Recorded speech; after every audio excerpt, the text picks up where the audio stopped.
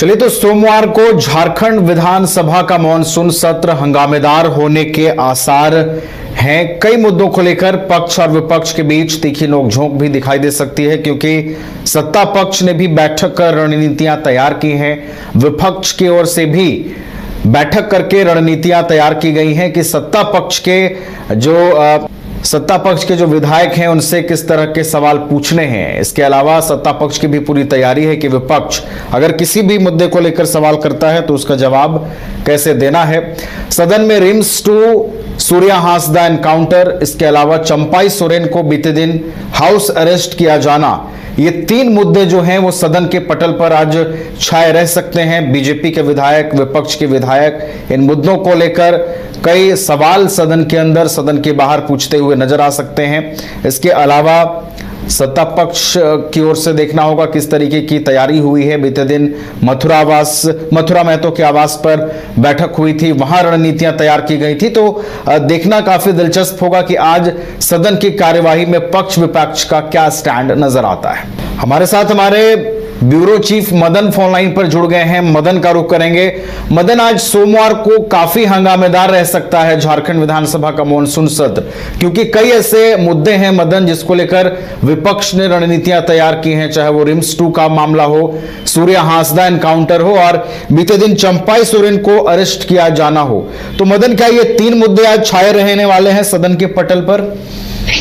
बिल्कुल, देखिए, जिस तरह से सत्ता पक्ष और विपक्ष के तेवर दिख रहे हैं वो ये बता रहे हैं कि सदन की कार्यवाही जो है वो काफी हंगामेदार रहने वाला है, क्योंकि सत्ता पक्ष के पास भी कुछ मुद्दे हैं जिसको लेकर के विपक्ष को घेरने की कोशिश करेगी। वहीं अगर आप देखें तो विपक्ष के पास भी कई मुद्दे हैं जिससे सरकार को घेरने की कोशिश होगी। अब टकराहट की स्थिति जो है वो बनती हुई नजर आ रही है, क्योंकि जिस तरह से पहले अगर आप देखें तो विधानसभा सत्र से पहले एक औपचारिक बैठक जो है इंडिया फोल्डर की होती थी, फिर दूसरी तरफ बीजेपी विधायक दल की बैठक होती थी।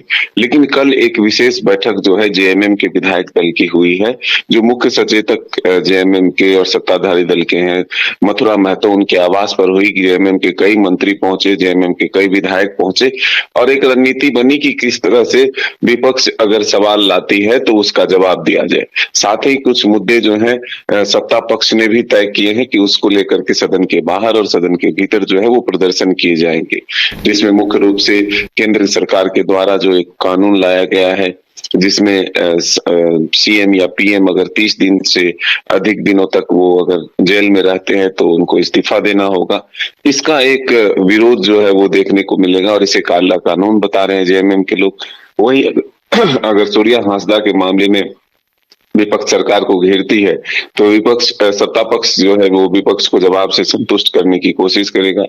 वहीं मथुरा महतो ने कहा कि सदन की कार्यवाही चलाने की जिम्मा जो है वो सिर्फ सत्तारूढ़ दल को नहीं है, बल्कि विपक्ष के लोगों का भी सहयोग चाहिए, तभी जाकर के सदन की कार्रवाई चल सकती है। सरकार पूरी तरह से तैयार है विपक्ष के हर सवालों का जवाब देने के लिए, लेकिन जिस तरह से साहेबगंज के इलाके और गुड्डा के इलाके में फिलहाल लोगों में आक्रोश देखने को मिल रहा है।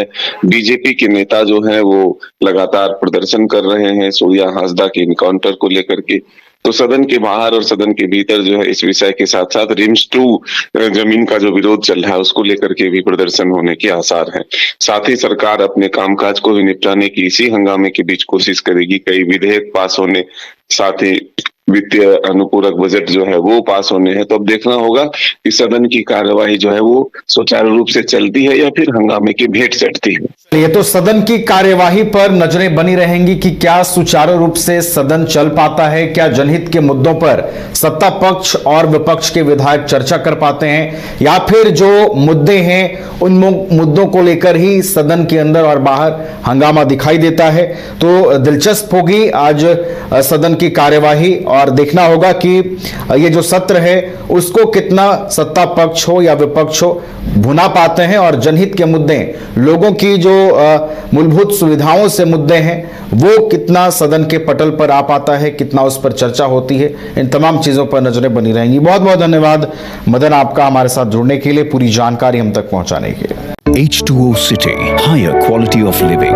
A project by Anshul Homes. Luxury 2 and 3 BHK flats with garden attached balcony. Amenities are valet parking, swimming pool, clubhouse, kids play area, badminton and basketball courts. Anshul Homes, H2O City. घर रहने का मकान भर नहीं, ये खुशियों की तिजोरी है।